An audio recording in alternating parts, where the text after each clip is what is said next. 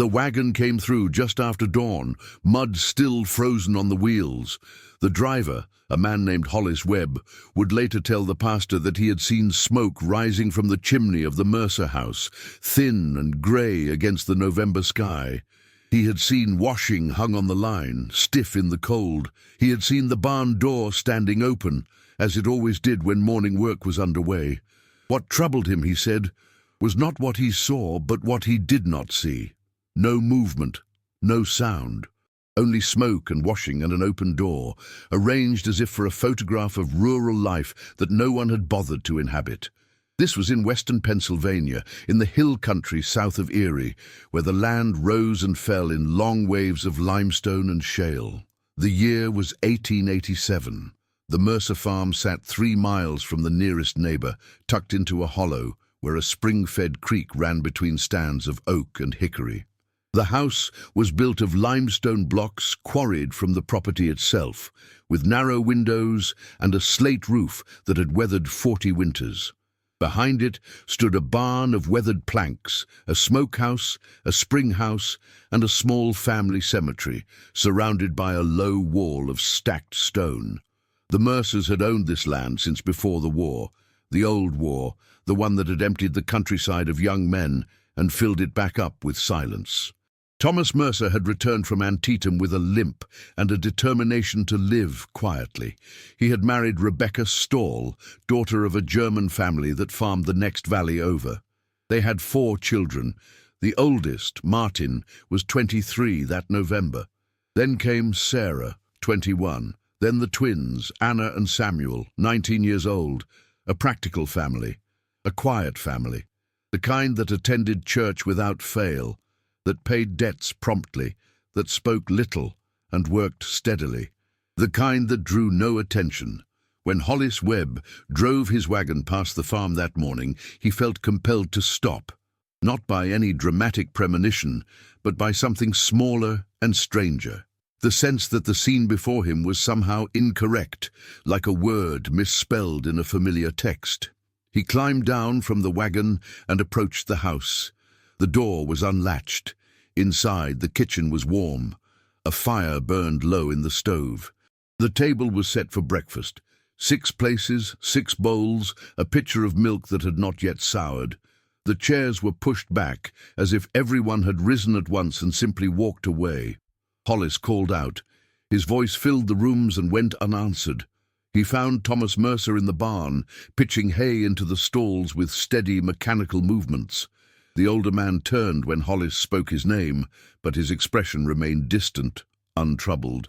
He nodded once, as if Hollis's presence were expected, and returned to his work. "Where is your family?" Hollis asked. "Inside," Thomas said. "Preparing the noon meal." Hollis had just come from inside. The kitchen was empty. He asked again. Thomas continued his work. "They are busy with their tasks," he said, "as I am busy with mine." There was no agitation in his voice, no grief, no confusion. He spoke as a man speaks of ordinary things on an ordinary morning. Hollis left the barn and returned to the house. He searched the upstairs rooms, 4 bedrooms, each one neat and still. Beds made, clothes folded. No one there. In Sarah's room he found a diary lying open on the writing desk. The last entry was dated 3 days prior, November 14th, 1887. "The weather holds cold. Father says we must prepare the cellar for winter stores. Martin has gone to town for supplies. We expect him back before nightfall." Simple domestic notation, nothing more. Hollis took the diary with him when he left. He drove directly to the village and reported what he had found to Pastor Edmund Cray, who in turn summoned the constable, a man named Virgil Thorne. By afternoon, a small group had assembled at the Mercer farm. The pastor, the constable, Hollis Webb, and 3 other men from the village. They searched the house again, more thoroughly this time. They searched the barn, the outbuildings, the surrounding woods. They found nothing to explain the absence of 5 people. Thomas Mercer continued his work throughout the search. When questioned, he gave the same answer each time. His family was nearby, attending to their tasks. He seemed genuinely puzzled by the concern his visitors expressed, as if they were making inquiries about a matter that had already been resolved. Constable Thorne asked if anyone had left the property recently. "Martin went to town 3 days ago," Thomas said. "He has not yet returned, but the roads are poor this time of year. And Rebecca, and Sarah, and the twins, they are here," Thomas said. He gestured vaguely toward the house. "Where else would they be?" The men exchanged glances. Pastor Cray asked Thomas if he remembered the last time he had spoken with his wife. Thomas considered this. "This morning," he said. "She prepared breakfast as always." "Did you eat together?" "Of course." "Was anyone else at the table?" "The whole family, as always. But there was only one bowl in the kitchen sink, washed and set aside to dry." The search continued into the evening. Torches were lit. The woods were combed more carefully. Someone noticed that the door to the spring house stood open, which was unusual. The spring house was kept closed to maintain the cool temperature inside. When they opened it wider, they found nothing amiss. Shelves of preserved goods, crocks of butter kept cold in the water, everything in order. It was the hired man from the neighboring farm, a Swedish immigrant named Lars Johansson, who found the first sign that something was deeply wrong. He had been searching the perimeter of the cemetery when he noticed that the ground inside the low stone wall had been disturbed. Not everywhere, just in one corner where the grass grew thin over rocky soil. The earth there looked freshly turned, though no new grave had been dug recently. The last burial in the Mercer Cemetery had been Thomas's mother 4 years earlier. Lars called the others over. They stood in a half-circle around the disturbed ground, no one speaking. The torchlight made their shadows long and crooked. "Should we dig?" someone asked. Constable Thorne nodded slowly. They returned to the barn for shovels. Thomas Mercer watched them from the barn door, still holding his pitchfork. When Pastor Cray approached and gently asked if he knew what they might find in the cemetery, Thomas only looked confused. "My mother is buried there," he said. "No one else." "The ground has been disturbed," the pastor said carefully. "Has it?" Thomas frowned. "Perhaps the frost. The ground shifts in winter." They began to dig. The first body they uncovered was wrapped in a quilt. They knew who it was before they uncovered the face. Rebecca Mercer, 48 years old, wife and mother. She had been dead perhaps 3 days, though the cold had preserved her well enough. There was no obvious wound. Her face was peaceful, almost serene, as if she had lain down to sleep and had not woken. They found Sarah next, wrapped similarly, her hands folded across her chest. Then Anna, then Samuel. All 4, buried with care. All 4, dead without apparent violence. Martin was never found. Thomas Mercer stood at the cemetery wall and watched them work. He did not weep. He did not cry out. When they told him what they had discovered, he nodded politely, as if they were delivering news of some minor administrative matter. "I see," he said. "How unfortunate." Constable Thorne asked him if he had buried them.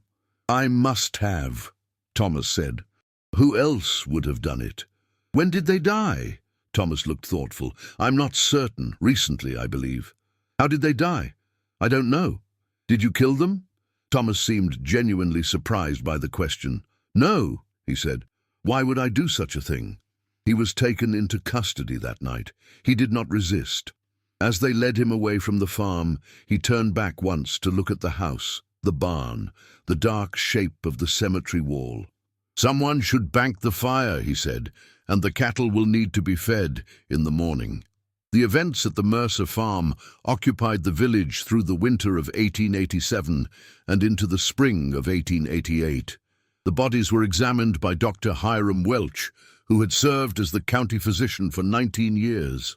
His report, preserved in the courthouse records, stated that all 4 deceased had died of respiratory failure, possibly due to pneumonia or influenza, though he could not be certain given the state of the remains. There were no signs of violence, no poison detected in the tissues. Nothing to suggest foul play, except for the fact that they had been buried in secret, without notification to authorities or clergy, and that the husband and father had continued to live as if nothing had occurred. The question of Martin remained unanswered. A search of the town records showed that he had indeed travelled to the village on November 14th, as Sarah's diary indicated. He had purchased supplies at the general store: flour, salt, lamp oil, nails. The storekeeper remembered him clearly. A quiet young man, polite, efficient. He had loaded the supplies into a wagon and departed in the late afternoon. The wagon was found 2 weeks later, abandoned on the road halfway between the village and the Mercer farm. The supplies were still there, undisturbed. The horse was gone. Some believed Martin had fled after discovering what had happened to his family. Others thought he had met with some accident in the woods, and his body simply had not been found. A few darker theories circulated, but quietly, in private conversations. Thomas Mercer was held in the county jail, while the authorities determined what charges, if any, could be brought against him. He remained calm and cooperative. He ate the meals provided to him. He answered questions when asked, though his answers often made little sense. He seemed to exist in a state of profound disconnection, as if a portion of his mind had been carefully removed and what remained had reorganized itself around the absence. Pastor Cray visited him several times. In a letter to the bishop dated March 12, 1888, the pastor described these visits. "I have spoken with Thomas Mercer on 4 occasions now, and I confess I am no closer to understanding his state of mind than I was at the beginning. He speaks of his family in the present tense as if they are still living. When I remind him gently of their deaths, he acknowledges this information with no apparent distress, and then moments later refers to them again as if they were alive. It is not madness in the conventional sense. There is no raving, no incoherence. Rather, it is as if his mind has constructed a barrier between himself and certain facts, and he simply cannot or will not pass through it. He has asked me several times if I will ensure that the farm is properly maintained in his absence. He worries about the livestock, about the spring planting, about whether his wife is managing the household accounts. When I tell him there is no one at the farm, he looks at me with great patience, as if I am the one who is confused." The legal proceedings stalled. No prosecutor could determine what crime had been committed. The deaths appeared natural. The burial, while irregular, was not clearly criminal. Thomas's behavior suggested severe mental disturbance, but whether this had preceded the deaths or followed them could not be established. In late April, a decision was made to commit Thomas to the state hospital for the insane. Located near Harrisburg, he was transported there on April 28, 1888. According to the hospital records, he remained a patient there for the next 6 years, during which time his condition did not significantly change. He was a model patient, quiet, obedient, polite. He never spoke of what had happened.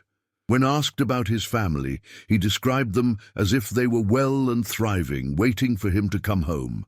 He died in January of 1894 of pneumonia. He was 61 years old. The Mercer farm was sold at auction to settle debts. A family from Ohio purchased it in the summer of 1888. They moved in with great optimism, seeing only good land and solid buildings at a favorable price. They left before winter. The wife, a woman named Margaret Brennan, would later tell her sister that the house had felt wrong from the first day. Not haunted, she insisted, not ghostly, just wrong in some fundamental way that she could not articulate.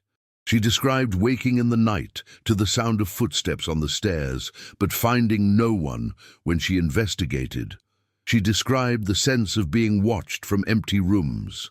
She described her children refusing to play in certain parts of the house, though they could not say why. Her husband was more practical. He noted only that the farm seemed to resist their efforts. Fences that were mended broke again. Tools went missing. Livestock sickened for no apparent reason. After 3 months, they cut their losses and left. The farm changed hands twice more over the next decade, each time with similar results. By 1900, it stood empty. But this is not the whole story. There were things that happened before November of 1887 that were not widely known, or were known but not spoken of. In the autumn of 1886, 1 year before the family was found buried, a hired man named Peter Ridley had worked at the Mercer farm for 6 weeks, helping with the harvest. He was a drifter, middle-aged, reliable enough when sober. He left the farm in early October and was never heard from again. His disappearance was not investigated. Hired men came and went. It was the nature of the work. But a woman named Ida Winters, who lived with her husband on a farm 4 miles west of the Mercers, later told a neighbor that she had seen Peter Ridley walking along the road one evening in late September, heading away from the Mercer farm. He had looked agitated, she said. When she called out to ask if he needed help, he had only shaken his head and kept walking. She had assumed he was drunk. 2 days later, she had seen smoke rising from the woods near the Mercer property, a large fire burning for hours. When she mentioned this to her husband, he had said it was likely just brush being cleared, nothing unusual. But Ida remembered it because the smoke had a strange smell. Not wood, something else. She did not report this at the time. Why would she? There was no reason to suspect anything wrong. Only later, after the bodies were found, did she think of it again, and even then she told only one person, in confidence. The neighbor she told was a widow named Althea Voss, who kept the information to herself until 1903, when she mentioned it in a letter to her daughter. That letter survived. It is housed now in the collection of the County Historical Society, catalogued among other mundane correspondence. The relevant passage reads, "Do you remember the Mercer family, who lived in the hollow south of here? The ones involved in that terrible business back in 87. Ida Winters told me once, years ago, that she had seen something strange before it all happened. A hired man fleeing, a fire in the woods. She believed something had occurred on that farm long before the family died. But who can say? The dead keep their secrets and the living forget." There were other small inconsistencies, other details that did not align. A traveling preacher named Josiah Hammond had passed through the area in August of 1887, 3 months before the family was found. He had stopped at the Mercer farm to ask for water and a night's lodging in the barn. In his journal, published posthumously in 1910 as Wanderings of a Country Preacher, he recorded the visit. August 19th, 1887. Found shelter at a farm in a secluded hollow. The family received me courteously but with little warmth. The father, a veteran of the war, was reserved to the point of severity. The mother seemed in poor health, her color pale, her movements slow. The children were silent throughout the evening meal. Only the eldest son spoke, and then only to answer direct questions. I offered to lead the family in prayer before retiring, and the father accepted. As I prayed, I had the strange sensation that I was speaking into a void. The family knelt with heads bowed, but there was no sense of attention, no spiritual presence. It was as if they were performing a ritual they no longer believed in, or had forgotten the meaning of. In the morning, I departed early. The father paid me for my prayers with a silver dollar, which seemed excessive. I had the feeling he was paying me to leave, rather than thanking me for staying. Hammond did not mention the family again in his journal. He had no way of knowing what would happen 3 months later.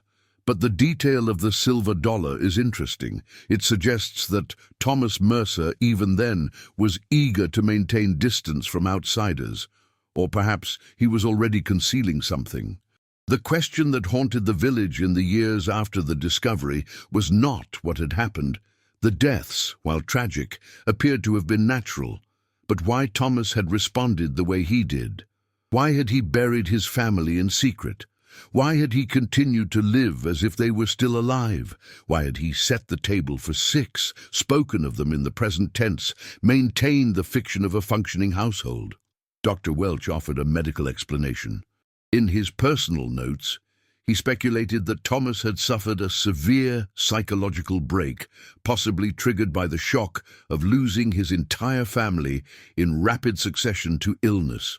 The mind, Welch wrote, could not always bear the weight of such loss. Sometimes it created alternative realities, small and manageable, in which the unbearable had not occurred. Pastor Cray offered a spiritual explanation. He believed that Thomas had been unable to accept his family's deaths because accepting them would mean accepting that God had abandoned him, or that his faith had failed to protect those he loved. Rather than face this crisis of belief, Thomas had chosen to deny the deaths entirely, but there was another explanation, one that circulated more quietly, in private homes and in letters that were later burned. This explanation suggested that Thomas Mercer had not broken after his family died. He had broken before, and what had broken him was something he had done. The evidence for this interpretation is fragmentary and circumstantial, but it exists. In the spring of 1888, while the Mercer farm stood empty awaiting auction, a group of men from the village, including Constable Thorne, Pastor Cray, and a farmer named Jacob Howell, returned to the property to conduct a final search. They were looking for Martin, or for some clue as to what had happened to him. They did not find Martin, but they found other things.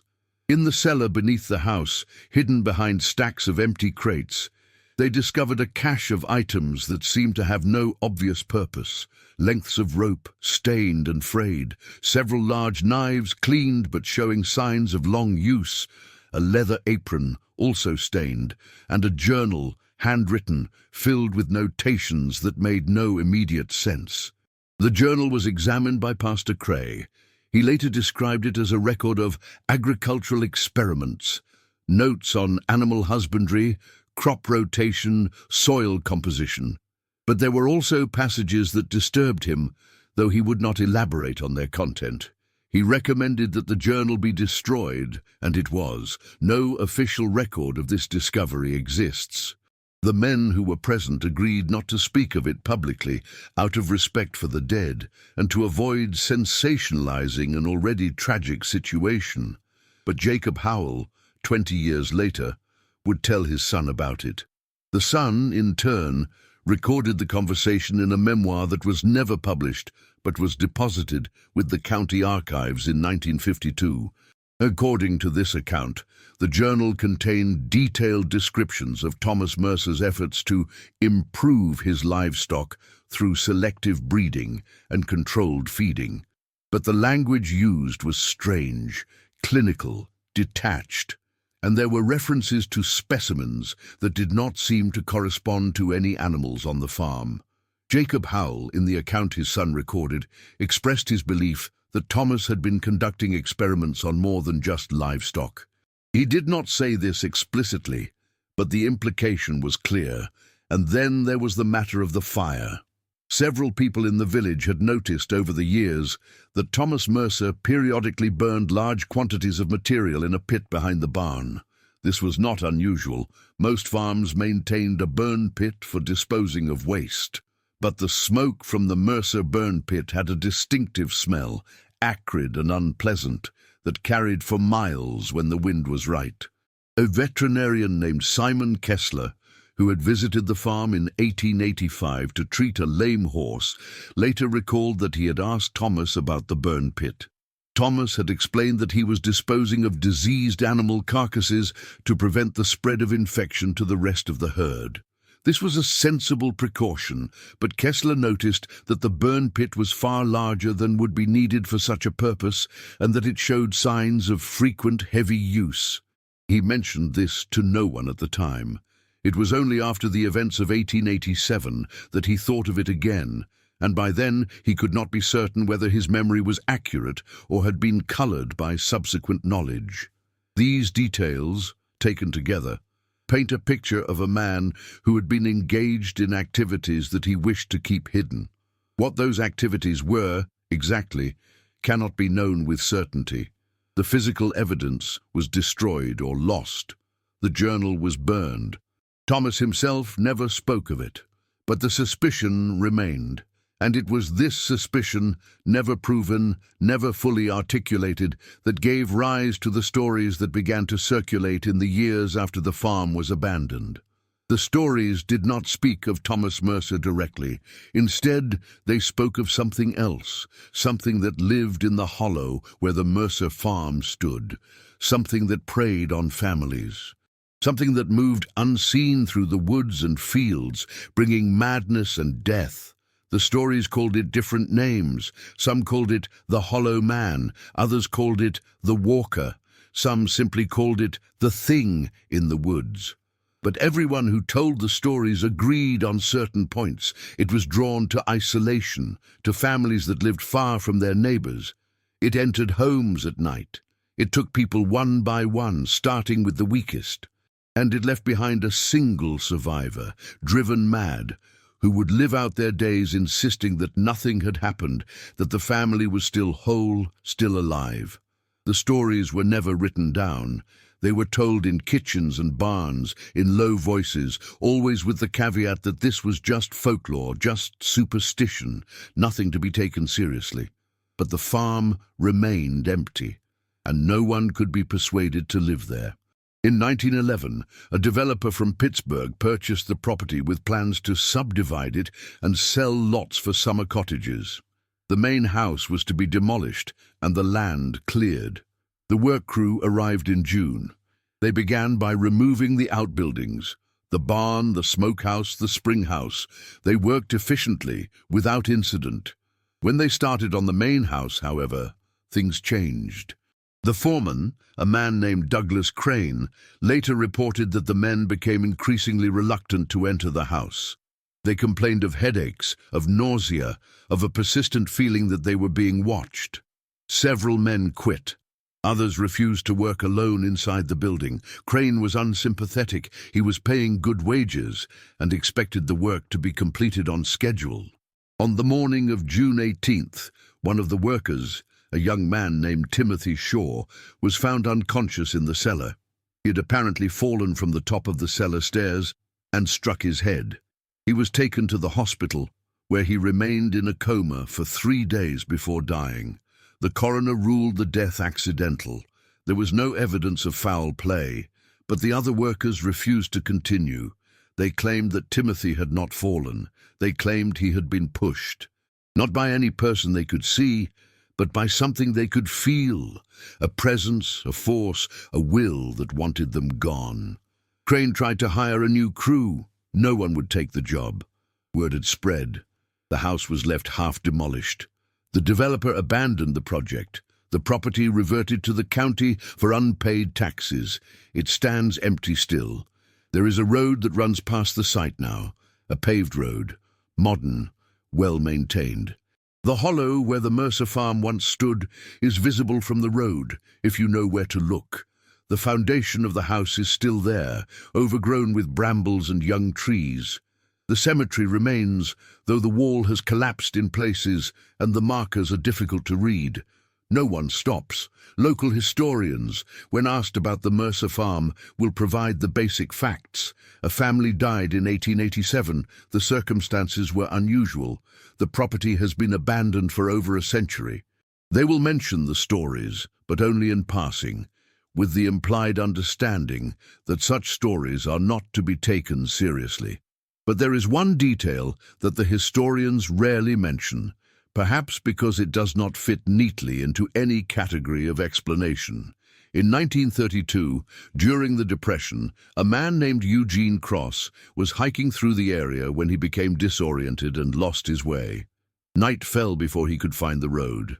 He took shelter in what he thought was an abandoned barn, only to discover in the morning that he had spent the night in the ruins of the Mercer farmhouse. He described the experience in a letter to his wife. "I cannot explain what I felt in that place. It was not fear exactly, though I was afraid. It was more like a profound sadness, a grief so heavy that it seemed to press down on everything. I dreamed that night of a family at a table, eating in silence, and when I woke I was certain, absolutely certain, that they were still there, still eating, still waiting for something that would never arrive." Eugene Cross left the area as soon as he could and never returned. The letter was found among his effects when he died in 1958. There are no other accounts.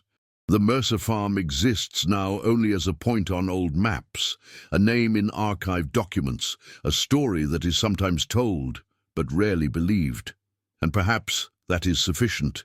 Perhaps the truth of what happened there does not need to be known in its entirety.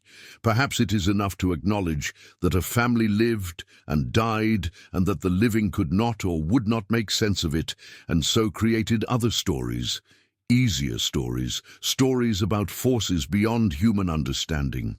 Because the alternative, that Thomas Mercer knew exactly what he had done, that his madness was not a break from reality, but a retreat into it, that he buried his family and set the table and spoke of them in the present tense, not because he was insane, but because sanity had become unbearable. The alternative is too terrible to contemplate directly. And so the stories persist. The hollow man, the walker, the thing in the woods, a creature that does not exist, that has never existed, that is nothing more than a name given to the silence between what we know and what we cannot bear to know. But the farm remains empty, and no one goes there, and perhaps that is answer enough. In the years that followed, the village itself changed. New families moved in, old families died out. The events of 1887 faded from living memory and became history, then local legend, then footnotes in academic studies of rural Pennsylvania. But there were still those who remembered, or who carried the memory passed down from parents and grandparents. One such person was a woman named Eleanor Finch, born in 1902, who lived her entire life in the village. Her grandmother had been a close friend of Rebecca Mercer. Eleanor grew up hearing stories about the Mercer family, though always in hushed tones, always with the understanding that certain questions were not to be asked. In 1975, when Eleanor was 73 years old, she gave an interview to a graduate student researching local history. The interview was recorded on cassette tape and later transcribed. It remains one of the few first-hand accounts of the community's response to the Mercer tragedy. Eleanor spoke carefully, choosing her words with precision. My grandmother said that Rebecca was a good woman, a strong woman. She had married Thomas, knowing he had come back changed from the war, as so many men did. She made the best of it. She raised her children to be respectful and hard-working. She kept the house well. She asked for nothing. But grandmother also said that Rebecca was afraid, not of her husband, not exactly, but of something. She would not say what. Once when grandmother pressed her, Rebecca said only, "We are all of us responsible for what happens in our homes. We make our choices and then we live with them." After Rebecca died, after they were all found, grandmother went to the house. She wanted to see for herself. She walked through the rooms and said she felt a coldness there that had nothing to do with the weather. She said it felt like a house where love had once lived, but had been methodically, carefully extinguished, room by room, year by year, until only the form remained, and none of the substance. People in the village talked for years about what might have caused it. The sickness, they said, or madness, or a curse, but grandmother believed it was simpler than that. She believed that Thomas had done something unforgivable, and that Rebecca had known about it, and had said nothing, and that the silence between them had grown until it filled the house entirely and pushed out everything else. Joy, hope, even the will to live. What that unforgivable thing was, grandmother would not say. Perhaps she didn't know. Perhaps she knew and chose not to speak of it. There are some knowledges that are too heavy to carry, and wiser not to share. The interviewer asked Eleanor if she believed the stories about the creature in the hollow, the thing that supposedly haunted the farm. Eleanor was silent for a long moment. Then she said, "I believe that people need explanations for things that frighten them. And when the true explanation is too awful, they invent something else. A ghost, a demon, a creature in the woods. It's easier to believe in monsters than to believe that your neighbor, your friend, someone you saw at church every Sunday, was capable of monstrous things. So yes, there's a creature in the hollow. We made it. We needed it. And as long as that farm stands empty, as long as no one speaks plainly about what happened there, the creature will remain. Not because it's real, but because we require it to be. The interview ended shortly after. Eleanor Finch died in 1981. The cassette tape was donated to the County Historical Society, where it remains available to researchers.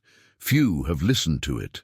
The farm itself became, in the late 20th century, an object of occasional interest to paranormal investigators and urban explorers. Small groups would hike out to the site, cameras in hand, hoping to document evidence of supernatural activity. They found nothing. The ruins were simply ruins. The foundation stones weathered and overgrown. The collapsed walls of the barn, the cemetery, its markers illegible. Nothing moved, nothing appeared, no strange sounds, no cold spots, no apparitions, just an empty place where a family had once lived. Most visitors left disappointed, a few left disturbed, though they could not explain why. One such visitor was a photographer named Michael Durant, who visited the site in 1998 as part of a project documenting abandoned homesteads. He spent an entire afternoon photographing the ruins, the landscape, the play of light through the trees. When he developed the film, however, he discovered that many of the images were unusable, not because of any supernatural interference, but because they were, in his words, profoundly depressing. He described the photographs in an artist's statement that accompanied an exhibition of his work. "I have photographed many abandoned places, factories, schools, hospitals, homes. Usually there is a melancholy beauty to such sites, a sense of time's passage, of lives lived and moved on. But the Mercer farm had none of that.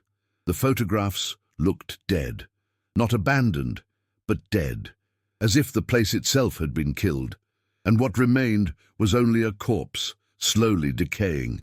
I could not exhibit those photographs. I could not even look at them without feeling ill. I destroyed the negatives. Whether this was a failure of artistic nerve or a legitimate response to something genuinely disturbing is a matter of interpretation. But it is worth noting that Durant never returned to the site and never photographed another abandoned homestead. In the early 2000s, a proposal was made to clear the site entirely and convert the land into a public nature preserve. The county government supported the idea. Environmental assessments were conducted. Plans were drawn up. But the project was quietly shelved in 2004 for reasons that were never made entirely clear. The official explanation was budgetary constraints. Unofficially, there were rumors that workers hired to conduct the preliminary clearing had refused to continue, citing safety concerns. The nature of those concerns was not specified. The land remains as it is. Private property technically, though the current owner, a holding company based in Pittsburgh, has made no attempt to develop it or even to maintain it. Tax bills are paid automatically. No one visits. No one checks on it. It is easier, perhaps, to simply let it be, to acknowledge that some places are better left alone, not because they are haunted, but because they contain truths that offer no comfort and no resolution. There is one final document worth mentioning. In 2007, a researcher named Dr. Patricia Holden, a professor of American history at a small liberal arts college, was conducting a study of post-Civil War trauma in rural communities. She came across the Mercer case and became interested in the psychological dimensions of the story. She obtained permission to access the records of the state hospital where Thomas Mercer had been committed. Most of the records were routine, daily logs, medical observations, notes on behavior and treatment. But she found one document that had been misfiled and overlooked for over a century. It was a transcript of an interview conducted with Thomas Mercer in August of 1889, about a year after his commitment. The interviewer was a doctor named Frederick Ashton, who was experimenting with what he called therapeutic conversation, an early precursor to psychoanalysis. The transcript is fragmentary, only 4 pages, handwritten, difficult to read, but certain passages are legible and striking. Dr. Ashton had asked Thomas about his family. Thomas had responded, as he always did, that they were well, that they were waiting for him at home. Dr. Ashton pressed him, "But Thomas, you know they have died. We have discussed this before." Thomas, "Yes, I know that." Dr. Ashton, "And yet you speak of them as if they are alive." Thomas, "They are alive, in the only way that matters." Dr. Ashton, "What do you mean by that?" Thomas, "I mean that I see them every day. I speak with them. They answer. They are as real to me as you are at this moment." Dr. Ashton, "Do you understand that this is not rational? That what you see cannot be real?" Thomas, "I understand that you believe it is not real, but you are wrong. They are there. They have always been there. Even before they died, they were there, in the place I had prepared for them. They are still there now, and one day when I am released I will return to them, and we will continue as we always have." Dr. Ashton, "What do you mean, the place you prepared for them?" The transcript ends there. There is no indication of whether the conversation continued or what, if anything, Thomas meant by that final statement. Dr. Holden included the transcript in her book, Silent Wounds, Trauma and Memory in Post-War Rural America, published in 2009. She offered no definitive interpretation of Thomas's words, noting only that they suggested a profound dissociation, a retreat into a mental construct that allowed him to avoid confronting unbearable guilt. The book was well reviewed but sold poorly. It is currently out of print. The transcript itself is available in the archives of the state hospital, which are now housed at a university library. Researchers must apply for special permission to access them. Few do. And so the story rests, as incomplete and unsatisfying as the truth often is. A family died, a man went mad or pretended to. A community invented explanations that allowed them to sleep at night. Time passed. Memory faded. The farm fell into ruin. Nothing was resolved. Nothing was redeemed. There is no lesson, no moral, no neat conclusion, only silence, and the slow erosion of stone, and the knowledge that some questions, once asked, can never be adequately answered. The people who live in the area now, the descendants of those who knew the Mercers, rarely speak of the farm. If asked, they will acknowledge its existence, provide the basic historical facts, and then change the subject. They do not believe in curses. They do not believe in ghosts, but they do not go there. And when children ask why the old farm is never used, why the land sits empty when land is valuable, they are told only that it is private property, that the owner does not wish to develop it, that there are many such places, and it is not remarkable. The children accept this and move on to other concerns, and the farm remains a blank space on the landscape, a silence in the collective memory, a place where a family once lived as if nothing had happened. And then one day nothing continued, until even the pretense could not be sustained, and what was revealed was so ordinary and so terrible that it could not be spoken of directly. And so the stories were created, the creature invented, the explanations offered, and the truth was buried, more thoroughly than any body, in a cemetery where no one visits and no one mourns. This is what remains. This is what is known. This is the family that lived as if nothing had happened, until the day it all ended, and someone finally looked and saw what had been there all along, and then looked away, as we all do, as we all must.